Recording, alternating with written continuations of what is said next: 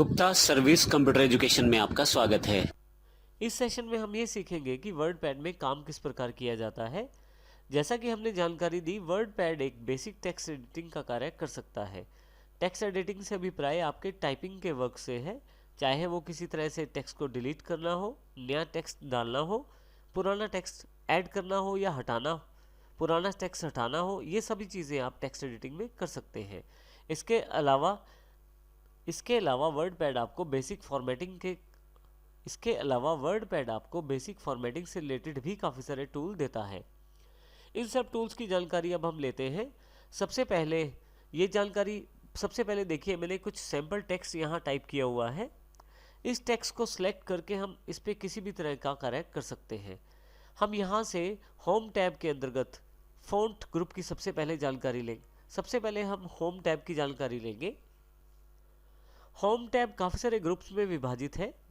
Home tab काफ़ी सारे group में बटा हुआ है, जैसे क्लिपबोर्ड, जिसके अंतर्गत कट कॉपी पेस्ट कमांड शामिल है, फ़ॉन्ट से रिलेटेड टूल्स इसके अंतर्गत शामिल है, पैराग्राफ, इंसर्ट और एडिटिंग। इस प्रकार से हम इन सभी बारी बारी से हम इन सभी ग्रुप्स की जानकारी लेंगे। सबसे पहले इंपॉर्टेंट बात, यदि आपको वर्डपैड में कोई भी कार्य करना है तो उसके लिए उस टेक्स्ट को सिलेक्ट करना ज़रूरी है जिस पे आप कार्य करना चाहते हैं। अब सबसे पहले मैं देखिए इस बीच वाले पैराग्राफ को सिलेक्ट कर लेता हूँ। सिलेक्ट करने के लिए माउस के लेफ्ट क्लिक को मैं प्रेस करके रखता हूँ और माउस को ऊपर या नीचे जिस तरफ मुझे सिलेक्ट करना है घुमाता हूँ। जैसे यहाँ पे मुझे टेक्स्ट ऊपर की तरफ सिलेक्ट करना है तो मैं ऊपर की तरफ ड्रैग कर रहा हूँ। फाइनली माउस का लेफ्ट क्लिक छोड़ देता हूँ और मेरा ये टेक्स्ट सिलेक्ट हो जाता है। आइए अब सबसे पहले हम होम टैब के फ़ॉन्ट सेक्शन की जानकारी लेते हैं। फ़ॉन्ट सेक्शन में काफ़ी सारे कमांड्स अवेलेबल हैं। सबसे पहले फ़ॉन्ट फैमिली। देखिए यहाँ पे जब भी हम माउस किसी कमांड पे रखते हैं, देखिए यहाँ पे जब भी आप माउस का कर्सर किसी कमांड पे रखते हैं या किसी कमांड पे रखते हैं तो आप देखिए यहाँ पे जब भी आप अपने माउस का कर्सर किसी कमांड पे रखते हैं तो उसकी एक टूल टिप आपके पास अवेलेबल हो जाती है। जैसे यहाँ फ़ॉन्ट फैमिली जो ये जानकारी दे रहा है कि यहाँ से फ़ॉन्ट चेंज कर सकते हैं आप। यहाँ दिए गए ड्रॉप डाउन बॉक्स को मैं क्लिक करता हूँ तो मेरे पास काफ़ी सारे फ़ॉन्ट अवेलेबल हो जाते हैं। अब देखिए जैसे जैसे माउस को मैं फ़ॉन्ट्स पे लेके जाऊँगा उस तरह का फ़ॉन्ट का स्टाइल मेरे पास प्रीव्यू के रूप में मेरे डॉक्यूमेंट में अवेलेबल हो रहा है। जो फ़ॉन्ट मुझे चाहिए उस पर मुझे केवल क्लिक करना है। जैसे यहाँ मैं ब्रिटेनिक बोल्ड को क्लिक कर देता हूँ तो देखिए मेरे पास फ़ॉन्ट एप्लीकेबल हो गया है।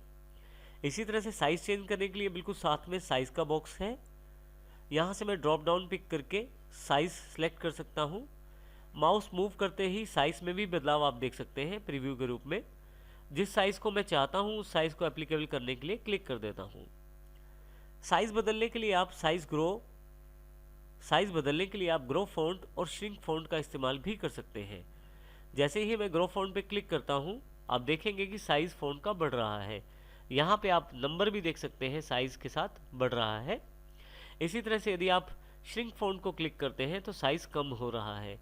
यहाँ पे आप देखिए नंबर भी यहाँ पे कम हो गया है। इस प्रकार से ग्रो फॉन्ट और श्रिंक फॉन्ट के द्वारा साइज़ को बड़ा और छोटा आप कर सकते हैं फॉन्ट के। इसी के साथ आपके पास बोल्ड ऑप्शन अवेलेबल है जो अक्षरों को मोटा कर देगा कुछ इस तरह से। इसी तरह से इटैलिक, हल्के से टेढ़े अक्षर दिखाई देने शुरू हो जाएंगे। यू से नीचे अंडरलाइन अवेलेबल हो जाएगी। स्ट्राइक थ्रू से आपके पास अक्षरों के बीच में एक लाइन हो जाएगी जो एक स्टाइल को रिप्रेजेंट करेगी, जो कि स्ट्राइक थ्रू है। आप इनमें से किसी भी ऑप्शन को यहीं से ऑन ऑफ कर सकते हैं, अर्थात यदि आप बोल्ड पे क्लिक करते हैं तो यहीं से बोल्ड एनेबल हो जाएगा और दोबारा बोल्ड पे क्लिक करने पे बोल्ड डिसेबल हो जाएगा फॉन्ट के ऊपर। तो इस प्रकार आप अपने इन ऑप्शंस को एनेबल और डिसेबल कर सकते हैं। अगला ऑप्शन हमारे पास है सबस्क्रिप्ट का। सबस्क्रिप्ट का एग्जांपल समझने के लिए सबसे पहले हम एक टर्म लिख लेते हैं यहाँ पे, log 10। अब मान लीजिए 10 को अब यहाँ पे मुझे 10 को log के बिल्कुल पैर में रखना है, यानी कि नीचे की तरफ रखना है। तो इसके लिए मैं 10 को सिलेक्ट कर लेता हूँ और यहाँ पे मैं सबस्क्रिप्ट पे क्लिक कर देता हूँ। आप देखेंगे यहाँ पे log 10 में 10 नीचे पैर में चला गया है log के। तो इस प्रकार से आप सबस्क्रिप्ट का प्रयोग कर सकते हैं।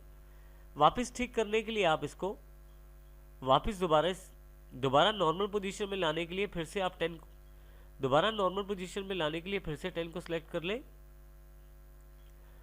आप देखेंगे कि ये ऑप्शन एनेबल है, तो यहाँ मैं इसे फिर से डिसेबल कर देता हूँ।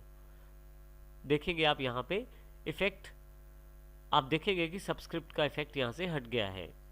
इस तरह से यदि मैं सुपरस्क्रिप्ट, नेक्स्ट कमांड हमारे पास सुपरस्क्रिप्ट की है। मान लीजिए मुझे 2 की पावर 8 यानी कि 2⁸ करना है, तो मैं 8 को सिलेक्ट कर लेता हूँ और यहाँ पे सुपरस्क्रिप्ट पे क्लिक कर देता हूँ। आप यदि यहाँ ध्यान से देखें तो 2⁸ हो गया है, यानी कि 2 की पावर 8 दिखाई दे रहा है। इस प्रकार से अब यदि वापस करना चाहते, यदि आप इस चेंज को नहीं चाहते, यदि आप ये ऑप्शन दोबारा डिसेबल करना चाहते हैं, यदि आप सुपरस्क्रिप्ट के इफेक्ट को हटाना चाहते हैं, तो फिर से सुपरस्क्रिप्ट को क्लिक कर दीजिए। आपके पास फिर से वापस वही पोजीशन, आपके पास वही नंबर वापस आ जाएगा। इस प्रकार से आप सुपरस्क्रिप्ट और सबस्क्रिप्ट का प्रयोग करते हैं। नेक्स्ट हमारे पास है टेक्स्ट हाईलाइट कलर। इसके लिए आप टेक्स्ट हाईलाइट कलर के लिए आप क्लिक करें यहाँ ड्रॉप डाउन बॉक्स पे, कलर सेलेक्ट कर लें जिससे आप हाईलाइट करना चाहते हैं। नेक्स्ट ऑप्शन हमारे पास है टेक्स्ट हाइलाइटर के रूप में। नेक्स्ट ऑप्शन हमारे पास अवेलेबल है टेक्स्ट हाईलाइट के रूप में।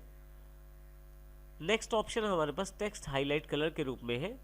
यहाँ मैं किसी भी टेक्स्ट को पहले सिलेक्ट कर लेता हूँ और यहाँ क्लिक करके यहाँ मैं कॉर्नर पे क्लिक करके ड्रॉप डाउन बॉक्स पे किसी भी कलर को सिलेक्ट कर सकता हूँ। जो कलर मैं सिलेक्ट करता हूँ वो एक टेक्स्ट हाईलाइट कलर के रूप में बैकग्राउंड में अवेलेबल हो जाएगा। मैं अपने टेक्स्ट का फ़ॉन्ट का कलर यानी कि अक्षरों का रंग भी बदल सकता हूँ। इसके लिए मैं टेक्स्ट सेलेक्ट कर लेता हूँ, फ़ॉन्ट कलर का चुनाव करता हूँ ड्रॉप डाउन बॉक्स से। अब देखें जैसे जैसे फ़ॉन्ट को मैं सिलेक्ट कर रहा हूँ, अब देखें जैसे जैसे कलर को मैं सिलेक्ट कर रहा हूँ वैसे वैसे मेरे पास फ़ॉन्ट का कलर भी चेंज हो रहा है। मैं फ़ॉन्ट कलर चूज़ करके क्लिक कर देता हूँ। यदि आप फिर से नॉर्मल फ़ॉन्ट का कलर चाहते हैं तो आप सिलेक्ट कर लें और यहाँ ड्रॉप डाउन बॉक्स से ऑटोमेटिक क्लिक कर दें। इसी प्रकार से यदि आप हाईलाइट नहीं चाहते करना, सिलेक्ट कर लें टेक्स्ट को और नो कलर पे क्लिक कर दें। इस प्रकार से आप टेक्स्ट को हाईलाइट और फ़ॉन्ट का कलर भी चेंज कर सकते हैं। नेक्स्ट सेक्शन जो हमारा रिलेटेड है वो है पैराग्राफ से रिलेटेड। पैराग्राफ में काफ़ी सारे ऑप्शन पैराग्राफ से संबंधित हैं। पैराग्राफ के स्टाइल, पैराग्राफ में काफ़ी सारे ऑप्शन पैराग्राफ की स्टाइल और सेटिंग से रिलेटेड संबंधित हैं। हम यहाँ इन ऑप्शंस को अप्लाई करने के लिए सबसे पहले हम कुछ पार्ट टेक्स्ट का सिलेक्ट कर लेते हैं। अब यहाँ पे हमारे पास सबसे पहले डिक्रीज इंडेंट और इंक्रीज इंडेंट के 2 ऑप्शन अवेलेबल हैं। यदि मैं इंक्रीज इंडेंट करता हूँ तो आप देखेंगे कि जो टेक्स्ट है वो राइट साइड मूव होना शुरू हो गया है और उसकी सेटिंग जो है राइट साइड की तरफ मूव हो गई है। और यदि मैं डिक्रीज इंडेंट करता हूँ तो फिर से मैं इसे वापस अपनी पोजीशन पे ला सकता हूँ। तो इंक्रीज इंडेंट और डिक्रीज इंडेंट का प्रयोग करके आप टेक्स्ट को राइट या लेफ्ट में मूव कर सकते हैं। नेक्स्ट हमारे पास अवेलेबल है बुलेट्स। नेक्स्ट हमारे पास अवेलेबल है लिस्टिंग। यदि मैं यहाँ क्लिक करूँ तो मेरे पास लिस्टिंग अवेलेबल हो जाएगी। लिस्टिंग के साथ यहाँ पे डॉटेड, यदि आप ध्यान दें तो यहाँ जो टेक्स्ट सिलेक्टेड है उसके आगे डॉट्स अवेलेबल हो गए हैं। और यहाँ यदि मैं कॉर्नर के ड्रॉप डाउन बॉक्स पे क्लिक करूँ तो मैं नंबर लिस्टिंग भी ले सकता हूँ, टेक्स्ट करैक्टर लिस्टिंग भी ले सकता हूँ और डॉटेड लिस्टिंग भी ले सकता हूँ। यदि मैं लिस्टिंग नहीं लेना चाहता तो यहाँ मैं नन करके उसे हटा भी सकता हूँ। नेक्स्ट ऑप्शन हमारे पास स्पेसिंग से रिलेटेड है। नेक्स्ट ऑप्शन हमारे पास लाइन स्पेसिंग से रिलेटेड है। मैं लाइन स्पेसिंग पे क्लिक करता हूँ और यहाँ से जिस तरह की लाइन स्पेसिंग चाहिए उस पर क्लिक कर देता हूँ। जैसे यहाँ मैं 2 नंबर, जैसे मैं लाइन स्पेसिंग 2 कर देता हूँ तो आप देखेंगे जो टेक्स्ट सिलेक्टेड था उसके बीच का स्पेस बढ़ गया है। यदि मैं इसको फिर से वापस 1 पे लाना चाहता हूँ तो 1 क्लिक कर दूंगा, या जो सेटिंग्स पहले हैं उन सेटिंग्स पे इन्हें वापस ला सकता, या मैं जिन सेटिंग्स पे जिस तरह का मैं लाइन स्पेसिंग चाहता हूँ उस तरह का लाइन स्पेसिंग यहाँ से मैं सिलेक्ट कर सकता हूँ। नेक्स्ट ऑप्शन नीचे की तरफ अलाइनमेंट से रिलेटेड है। जैसे ये लेफ्ट अलाइन है, ये सेंटर और ये राइट। आपका राइट अलाइनमेंट करने पर सारा का सारा टेक्स्ट का झुकाव राइट साइड हो जाता है। सेंटर करने पर सारा का सारा टेक्स्ट सेंटर्ड हो जाता है, यानी कि बीच में दिखाई देना शुरू हो जाता है। और लेफ्ट करने पे लेफ्ट पे टेक्स्ट आपका सारा अलाइन हो जाता है। नेक्स्ट हमारे पास जस्टिफाई अवेलेबल है। नेक्स्ट अलाइनमेंट जो हमारे पास अवेलेबल है वो है जस्टिफाई। यदि मैं जस्टिफाई को क्लिक करूं तो जस्टिफाई दोनों तरफ से लाइनों को बराबर करने की कोशिश करता है।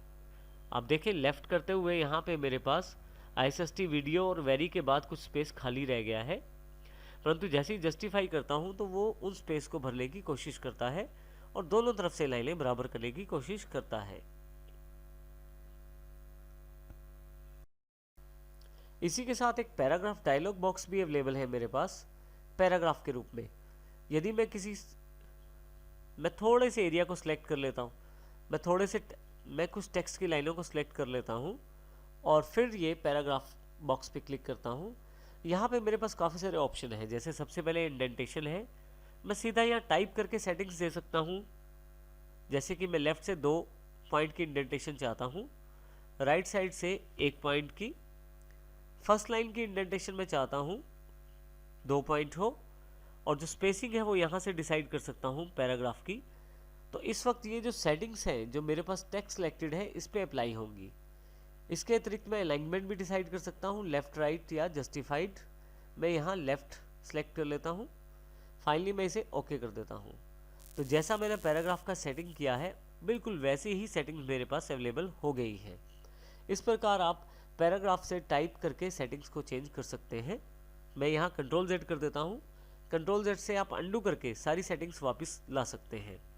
Ctrl Z के लिए आप Ctrl+Z की शॉर्टकट की का प्रयोग कर सकते हैं, और यदि आप यहाँ चाहें तो ऊपर से भी अंडू का बटन आपके पास अवेलेबल है क्विक एक्सेस टूल बार पे। अंडू करते हुए आप स्टेप बैक कर सकते हैं हर एक चीज़ को।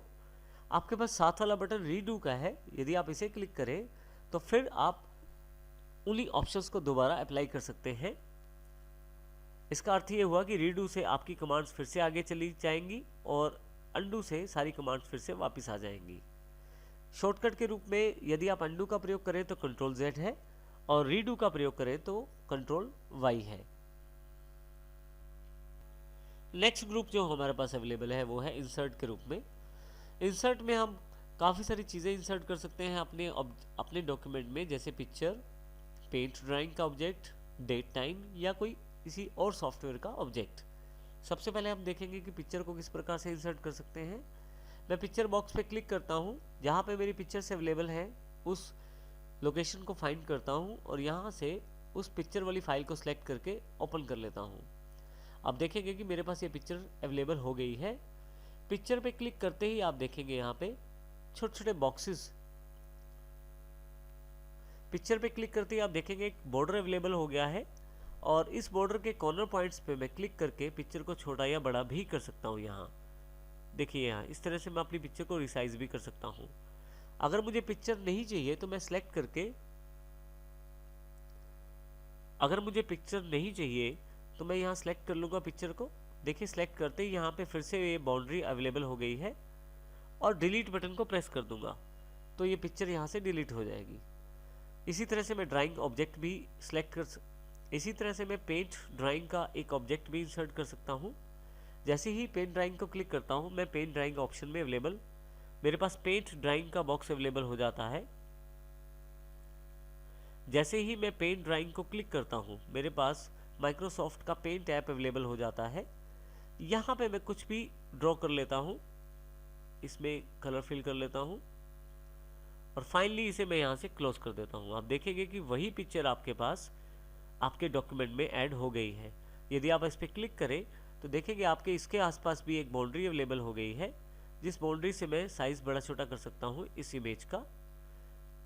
यदि आप डबल क्लिक करें, यदि आप इस इमेज पे डबल क्लिक करें तो आप फिर से पेंट पे जाकर इसे एडिट कर सकते हैं। यहाँ मैं फिर से इसे क्लोज कर देता हूँ। इस प्रकार आप पेंट ड्राइंग का ऑब्जेक्ट भी इंसर्ट कर सकते हैं। यदि नहीं चाहिए ऑब्जेक्ट तो क्लिक करें और डिलीट प्रेस कर दें। इसी तरह से यदि आप अपने डॉक्यूमेंट में डेट या टाइम इंसर्ट करना चाहते हैं तो डेट टाइम पे क्लिक करें। काफ़ी सारे फॉर्मेट्स आपके पास अवेलेबल हो जाएंगे, जैसा फॉर्मेट आपको चाहिए वो सिलेक्ट करें और ओके कर दें। उस तरह का डेट आपके पास यहाँ इंसर्ट हो जाएगा। नेक्स्ट ऑप्शन हमारे पास यहाँ उपलब्ध है इंसर्ट ऑब्जेक्ट के रूप में। इंसर्ट ऑब्जेक्ट पे क्लिक करें आप। आपके पास जो सॉफ्टवेयर आपके सिस्टम में इंस्टॉल्ड है और जिनका ऑब्जेक्ट बनाया जा सकता है उन सबकी लिस्ट यहाँ अवेलेबल हो जाएगी। जैसे यहाँ एक्सेल, पावर पॉइंट, वर्ड इत्यादि सॉफ्टवेयर्स की लिस्ट अवेलेबल है। मैं यहाँ एक्सेल शीट डालना चाहता हूँ अपने वर्ड पैड में, तो मैं एक्सेल वर्कशीट क्लिक कर लेता हूँ और ओके कर देता हूँ।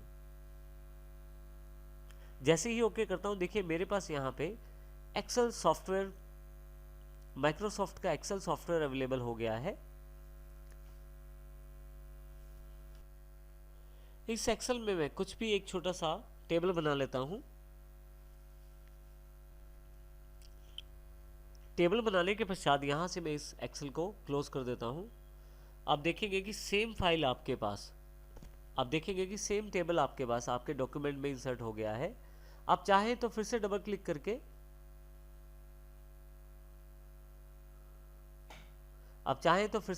करें, आपके पास फिर से एक्सेल अवेलेबल हो जाएगा। कुछ मॉडिफाई करना चाहते हैं तो मॉडिफाई करें और फिर से इस एक्सेल को क्लोज कर दें। तो इस प्रकार से आप अलग अलग सॉफ्टवेयर्स के ऑब्जेक्ट को इंसर्ट कर सकते हैं अपने वर्ड पैड के डॉक्यूमेंट में। नेक्स्ट ग्रुप जो हमारे पास अवेलेबल है वो है एडिटिंग के रूप में। एडिटिंग में हमारे पास सबसे पहली कमांड है फाइंड। यदि मैं फाइंड को क्लिक करूं तो मेरे पास फाइंड वर्ड का एक बॉक्स अवेलेबल हो जाता है। यहाँ पे मैं इस फाइंड वर्ड टेक्स्ट बॉक्स में जो भी टाइप करूंगा वो मेरे डॉक्यूमेंट में ढूंढा जाएगा। जैसे ही यहाँ मैं प्ले लिखता हूँ, फाइंड नेक्स्ट करता हूँ, तो देखिए यहाँ पे जहाँ जहाँ प्ले लिखा हुआ है मेरे डॉक्यूमेंट में वो सारी जगह इंफॉर्मेशन सर्च की जाएगी और प्ले वर्ड को मुझे हाईलाइट करके दिखाया जाएगा। फाइनली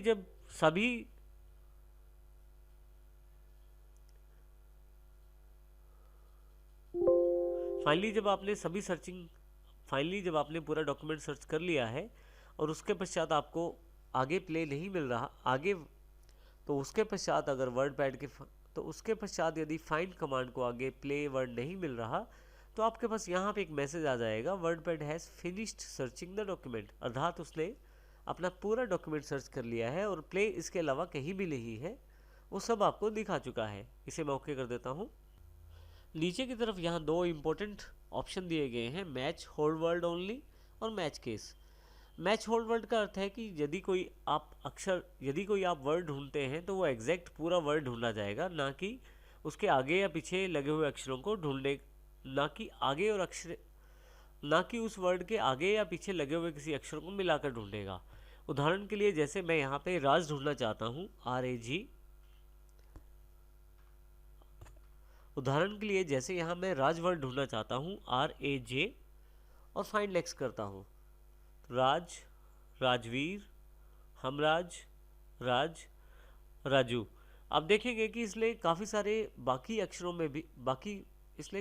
बाकी वर्ड्स में जाकर भी राज को ढूंढा है, परंतु मैं केवल राज को ढूंढना चाहता हूं। तो उस केस में मैं यहाँ पे मैच होल्ड वर्ड पे क्लिक कर देता हूं और फिर से ढूंढना शुरू करता हूँ। देखिए ये राज 2 बार केवल राज ढूंढा है इसने और फाइनली उसके बाद इसने सर्चिंग को फिनिश कर दिया है। तो इस प्रकार से यदि आप पर्टिकुलर वर्ड ढूंढना चाहते हैं और चाहते हैं उसके आगे या पीछे कुछ भी ना, और चाहते हैं वो वर्ड किसी और वर्ड के साथ जुड़ा हुआ ना हो, और चाहते हैं कि वो वर्ड केवल अकेला ढूंढा जाए, ना कि आगे या पीछे जुड़े हुए शब्दों के साथ, तो आप इस प्रकार से मैच होल्ड वर्ड का प्रयोग करके ढूंढ सकते हैं। इसी प्रकार से मैं मैच केस का प्रयोग कर सकता हूँ। मैच केस में यदि आप बड़े लेटर्स में लिखेंगे, कैपिटल लेटर्स में लिखेंगे, तो कैपिटल लेटर्स में जानकारी ढूंढी जाएगी, कैपिटल लेटर में वर्ड ढूंढा जाएगा, और यदि स्मॉल लेटर्स में लिखेंगे तो उस वर्ड को स्मॉल लेटर्स में ढूंढा जाएगा। जैसे यहाँ पे मैं प्ले टाइप कर देता हूँ और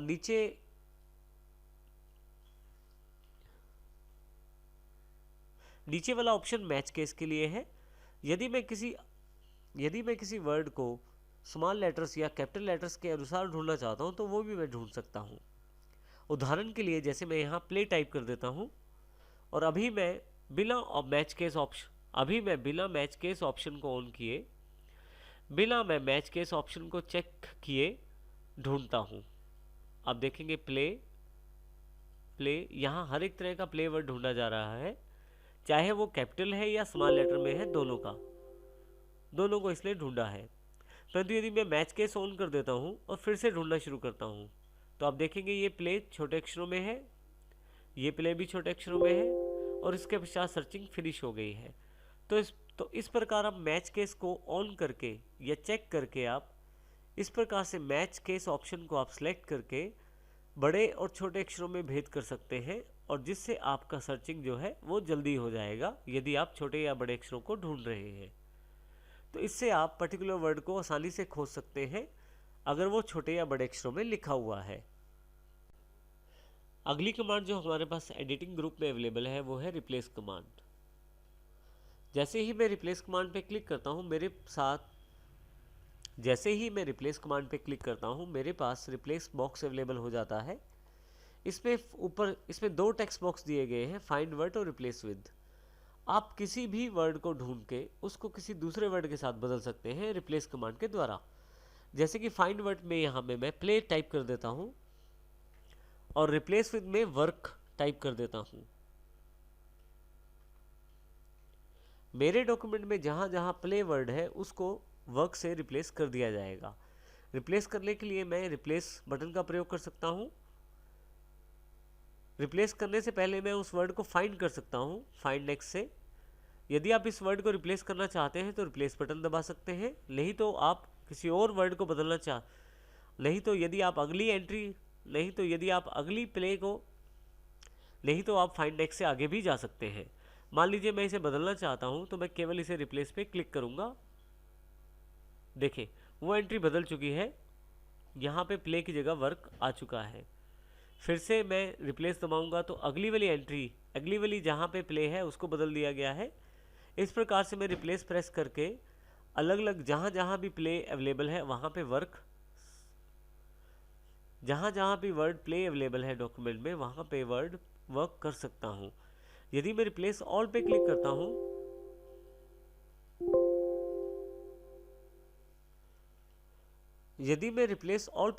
हूँ तो एक साथ जितने भी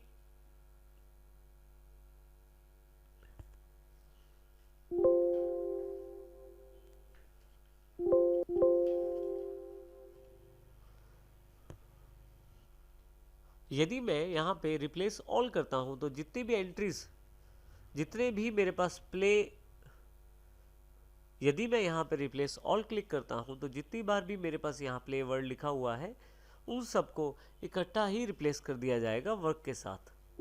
यहाँ देखें जैसे सभी को एक साथ वर्क से रिप्लेस कर दिया गया है। और फाइनली मेरे पास मैसेज है कि वर्ड पैड ने सर्चिंग भी फिनिश कर दी है और मेरी रिप्लेसमेंट भी। इसे मैं ओके कर देता हूँ। कैंसिल करके मैं इस बॉक्स को क्लोज भी कर सकता हूँ। नेक्स्ट कमांड जो अवेलेबल है वो है सेलेक्ट ऑल के रूप में। यदि आप पूरे डॉक्यूमेंट को इकट्ठा सेलेक्ट करना चाहते हैं तो आप सेलेक्ट ऑल पे क्लिक कर दीजिए। देखिए ऊपर से लेकर नीचे तक सारा डॉक्यूमेंट सेलेक्ट हो गया है। यदि मैं फिर से इस पर क्लिक करूं तो सिलेक्शन, और यदि मैं यहाँ से बाहर कहीं भी क्लिक करूं तो फिर से डीसेलेक्ट हो जाएगा पूरा का पूरा डॉक्यूमेंट। सेलेक्ट ऑल से पूरा पेज आप एक साथ सेलेक्ट कर सकते हैं, और डीसेलेक्ट करने के लिए बाहर कहीं भी क्लिक करें तो ये डीसेलेक्ट हो जाएगा। होम टैब में सबसे आगे की तरफ जो ग्रुप दिया गया है वो है क्लिपबोर्ड। क्लिपबोर्ड ग्रुप में कट, कॉपी और पेस्ट जैसी इंपॉर्टेंट कमांड्स अवेलेबल हैं। आइए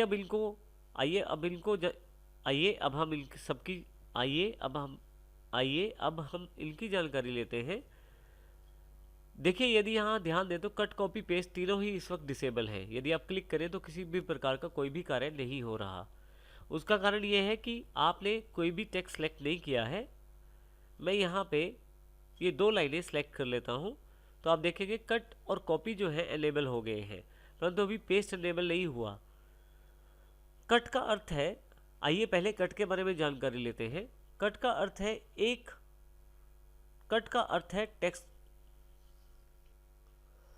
अर्थ है मूव करना। यदि आप अपने टेक्स्ट को एक स्थान से दूसरे स्थान पर डॉक्यूमेंट के अंदर लेके जाना चाहते हैं तो कट का प्रयोग कर सकते हैं। जैसे यहाँ पे मैं कट को क्लिक करता हूँ तो यहाँ से ये टेक्स्ट हट गया है, और यहाँ नीचे मैं क्लिक कर देता हूँ और पेस्ट पे क्लिक कर देता हूँ तो वो टेक्स्ट वहाँ से मूव होके यहाँ पे आ गया है। तो कट का जो कार्य है वो एक स्थान से दूसरे स्थान पर किसी टेक्स्ट को मूव करना है। और यहाँ ध्यान दें, यदि आप तो कट के पश्चात मुझे पेस्ट का प्रयोग करना ज़रूरी है, अन्यथा कट करने का अर्थ अन्यथा वो टेक्स्ट मूव नहीं हो पाएगा। पहले टेक्स्ट को सिलेक्ट करें कट से और जहां आपको रखना है वहां पे उसे पेस्ट करें। इसी तरह से यदि आप कॉपी करना चाहते हैं तो फिर से कुछ सिलेक्ट कर लें और कॉपी पे क्लिक करें। कॉपी करने का अर्थ ये है कि आप उस टेक्स्ट का डुप्लीकेट बनाने जा रहे हैं। जैसे यहाँ पे मैं एंटर करके पेस्ट कर देता हूँ, तो आप ध्यान दें वही 2 लाइनें फिर से रिपीट हो गई हैं। फिर से मैं पेस्ट कर देता हूँ, फिर से वो लाइनें रिपीट हो गई हैं। आप पेस्ट का प्रयोग एक से अधिक बार कर सकते हैं। अब यहाँ पे मुख्य बात यह है कि कॉपी से मैं डुप्लीकेट बना सकता हूँ और कट से टेक्स्ट को मूव कर सकता हूँ। आप कट, कॉपी और पेस्ट को शॉर्टकट के साथ भी प्रयोग कर सकते हैं। कट का जो शॉर्टकट है Ctrl+X है। यदि आप अपने माउस कर्सर को कट कमांड के ऊपर रखें तो वहाँ पे टूल टिप अवेलेबल हो जाएगी जो जानकारी देगी Ctrl+X। इसी तरह से कॉपी पे भी यदि आप रखें तो टूल टिप अवेलेबल हो जाएगी Ctrl+C। पेस्ट पे भी Ctrl+V। तो इस प्रकार आप अपने कट, कॉपी, पेस्ट का प्रयोग कर सकते हैं। आप यहाँ से पेस्ट स्पेशल का प्रयोग भी कर सकते हैं। पेस्ट स्पेशल का अर्थ है कि आप टेक्स्ट की फॉर्मेटिंग को हटा के भी और पिक्चर के रूप में भी, पेस्ट स्पेशल का अर्थ है कि आप वर्डपैड के पेस्ट स्पेशल का अर्थ है कि आप स्पेशल रूप में पेस्ट कर सकते हैं, जैसे कि बिना फॉर्मेटिंग के या बिना फॉर्मेटिंग के अनफॉर्मेटेड टेक्स्ट में, या फॉर्मेटिंग के साथ रिच टेक्स्ट में, या पिक्चर के रूप में जो कि मेटा फाइल के रूप में होगी। इस एग्जांपल को हम यहाँ से समझते हैं। सबसे पहले मैं टेक्स्ट सेलेक्ट कर लेता हूँ और कॉपी कर देता हूँ। यहाँ नीचे मैं क्लिक कर देता हूँ, थोड़ा सा नीचे यहाँ मैं क्लिक कर देता हूँ, पेस्ट पे, पेस्ट स्पेशल पे आ जाता हूँ। अब की बार मैं पिक्चर मेटा फाइल पे क्लिक करके ओके कर देता हूँ। अब ध्यान देंगे कि पेस्ट तो हुआ है लेकिन एक पिक्चर के रूप में। आप इसको एडिट नहीं कर सकते टेक्स्ट की तरह। आप इसको एज अ पिक्चर साइज बड़ा छोटा कर सकते हैं, ये देखें आप, परंतु आप इसको एडिट नहीं कर पाएंगे जैसे इस टेक्स्ट को आप एडिट कर सकते हैं। तो इस तरह से आप पेस्ट स्पेशल करना चाहें तो इसका प्रयोग पेस्ट स्पेशल से कर सकते हैं। इसी तरह से यदि आपके किसी टेक्स्ट के ऊपर फॉर्मेटिंग हो रखी है, जैसे कि मैं यहाँ पहले किसी टेक्स्ट को फॉर्मेट कर देता हूँ, जैसे मैंने कलर चेंज कर दिया है, बोल्ड कर दिया है, और इस टेक्स्ट को मैं कॉपी कर लेता हूँ। फिर से यहाँ नीचे आके मैं पेस्ट स्पेशल पर जाकर अनफॉर्मेटेड टेक्स्ट में पेस्ट करता हूँ। आप देखेंगे कि टेक्स्ट तो पेस्ट हो गया है, परंतु उसकी फॉर्मेटिंग पेस्ट नहीं हुई है, अर्थात किसी भी तरह के कलर सेटिंग साथ में नहीं आई है। तो इस प्रकार आप पेस्ट स्पेशल का प्रयोग कर सकते हैं।